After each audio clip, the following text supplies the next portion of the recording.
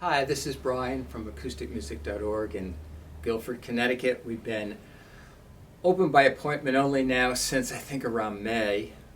It's starting to get a little cold, but we've got a couple of things that are brightening up the sky. One of them is our limited run of 10 000 14 fret guitars from the Martin Custom Shop, inspired by Nick Drake's original 00028. I'm actually going to thumb through here and pull out a picture of it. Nick acquired this guitar after the recording of the Pink Moon album, so the assumption is that he used it on those last demos that he cut. I first became aware of this guitar in conversations with Nick's parents. It would have been late 70s, early 80s. I was trying to just acquire any information I could about Nick at that time, and there wasn't a lot of information in the late 70s, early 80s in the shoreline of Connecticut. And I was fortunate enough to speak to Arthur LeBeau, who wrote the definitive piece on Nick at that time that was used in the Fruit Tree liner notes.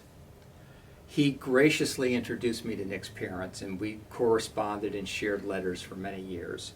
We actually talked on the phone too, and they were amazing. They introduced me to a lot of people with firsthand knowledge of Nick, friends and friends of friends and whatnot. So originally I thought I was talking about a Guild M20 because of the Brighter Later album. It wasn't too long into getting to know people that I realized that the guitar that they gave to Nick's friend after his passing was not that guitar, and that most everyone connected with that guitar said it was never Nick's guitar. He just posed with it. So lo and behold, we arrived at the 00028 and that picture that's now in the possession of Nick's estate. I started talking to the Martin Custom Shop, I'm going to say somewhere, if I was going to pull a year out, between 2004 and 2005. And there were times when the guitar was going to happen, there were times when it wasn't going to happen. It was right before the NAMM show that all the details were worked out between Nick's estate, Martin Custom Shop, and the shop, acousticmusic.org. We had the authorization to make a prototype. The estate loved it. Martin was really excited about it. And of course we loved it.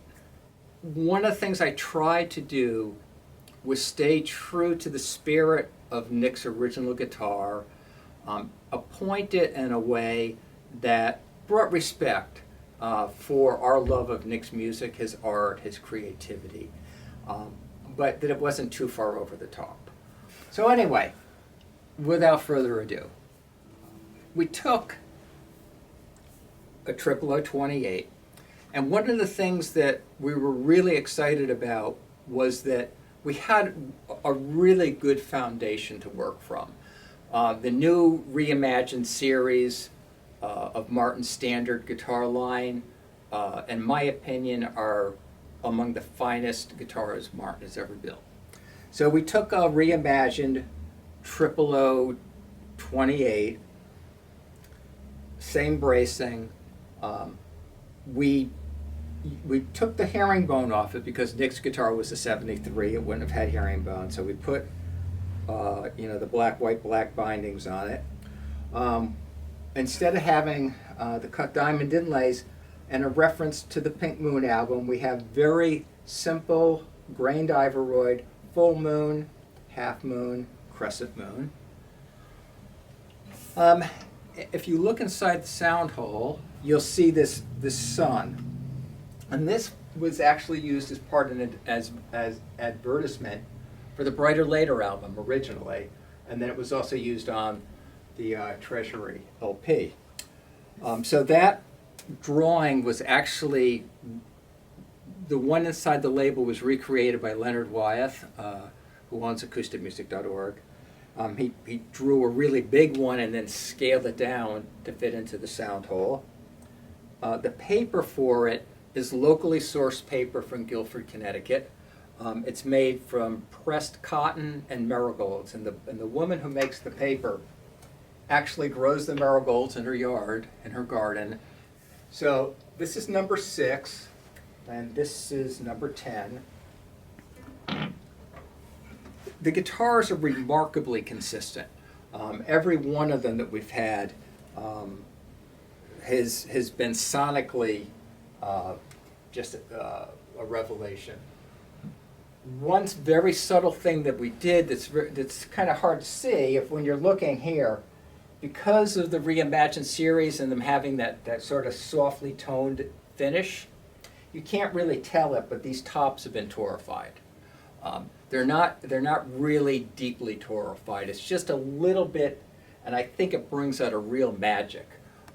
You've got the X brace here is not forward shifted. So to me, it feels like it's a magic combination.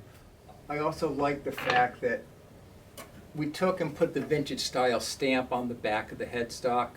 Obviously, Nick's guitar had a decal on it, but I really wanted to be able to see the grain of the wood. And so just want to let you know we do have number 6 and number 10 here. Number 9, 8, and 7 have left the building. Thank you.